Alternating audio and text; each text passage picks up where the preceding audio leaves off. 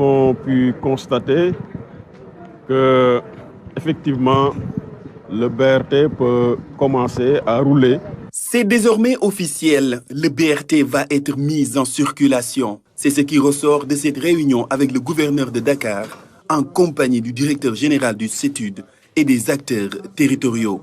Les échanges ont porté sur la situation actuelle de l'ouvrage ainsi que les résultats des tests pour pouvoir démarrer l'exploitation. Et véritablement que l'exploitation commerciale puisse évidemment démarrer. Au niveau de quelques gares, parce que malheureusement il y a des stations qui ne sont pas encore opérationnelles. Nous avons également pu nous accorder sur les dispositions d'ordre sécuritaire. Le corridor du BRT va ainsi être sécurisé 24 heures sur 24 avec une présence effective de la compagnie de la circulation, de la police nationale et des sapeurs-pompiers pour prévenir les incidents et anticiper les interventions. L'accent va être également mis sur la sensibilisation. Nous avons retenu toujours en relation avec le CETUD, l'AGEROUTE et Dakar Mobilité que toutes les dispositions soient prises pour communiquer sur l'ouvrage, pour intensifier la sensibilisation et pour faire en sorte que les bonnes pratiques soient adoptées par les populations, les piétons, mais également les automobilistes. Ils font désormais partie du décor. Ces bus à la fière allure appelés BRT, bus rapide transit, font la fierté des Dakarois depuis leur mise en service le 14 janvier. Le BRT était attendu et nous nous en félicitons. Que ce soit les habitants de Dakar ou des régions, ils sont unanimes à saluer cette initiative. BRT, c'est une bonne initiative de la part de la République du Sénégal. Il nous permet de traverser en toute sécurité. Le BRT, je trouve que c'est une bonne invention. Enfin, c'est une bonne révolution dans le moyen de transport parce que ça facilite les déplacements et c'est aussi une bonne solution par rapport aux embouteillages de Dakar. Avec ces bus, les Dakarois peuvent voyager via un corridor de bus en site propre, isolé des embouteillages et avec des stations sécurisées pour rejoindre les points névralgiques de la ville, et ce, en un laps de temps. Avant, on voyait quelqu'un quitter Dakar pour aller à Guédiawaye, il perdait facilement 2 heures en route. Mais avec le BRT, pour la même distance, c'est moins de 40 minutes. 40 minutes maximum. Je le prends de Dakar à Djedjouane. Une dizaine, 10 à 15 minutes comme ça. Et comme je suis nouvelle, je ne connais pas assez la ville.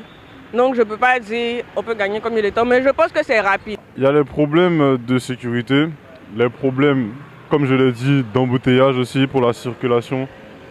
Et il y a aussi la pollution qui rentre en jeu parce que c'est 100% électrique. Donc.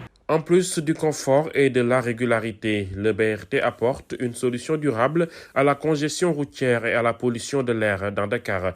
La capitale concentre en effet plus du quart de la population sénégalaise et près de 3/4 du parc automobile du pays sur seulement 0,3% de son territoire. Nous avons fait le trajet ensemble et là nous sommes en tout cas au niveau de Papa Gueye. Ce que nous pouvons dire, c'est que le projet de BRT en tout cas a connu une réussite dans sa réalisation, dans le montage financier de façon globale. Nous en remercions les initiateurs, nous remercions aussi les partenaires de développement, nous remercions les maîtres d'ouvrage et tous ceux qui en tout cas ont contribué à la réussite de ce projet. L'impression que nous avons, c'est que nous nous sommes dotés d'un mode de transport moderne, écolo, c'est important. Et il y a la qualité de service aussi. Il y a des jeunes qui travaillent et nous avons aussi agréablement surpris de noter qu'au-delà de l'objectif de 35% en tout cas de recrutement féminin, ils sont allés à 40%, avec surtout des femmes responsables. Pratiquement tous les chefs d'équipe que j'ai vus, ce sont des femmes et ça c'est important.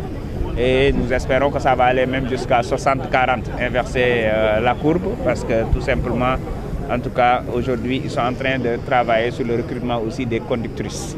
Ça, c'est important. Comment avez-vous apprécié le trajet, la sécurité? Parce que tout à l'heure, j'ai entendu dire que 2 millions 100 000 kilomètres ont été parcourus. Oui, pour la sécurité. ça montre juste que c'est extrêmement important. Après avoir trouvé des moyens de transport de qualité, il est primordial d'avoir des conducteurs et non des chauffeurs. Des conducteurs bien formés. En plus du permis D, ils ont été formés sur la conduite de façon globale, la pratique et la conduite défensive. Parce que c'est de ça dont il s'agit. On va toujours être confronté à des obstacles, mais notre réaction, nos réflexes, c'est des choses qu'on nous enseigne. Il s'agit de la conduite défensive.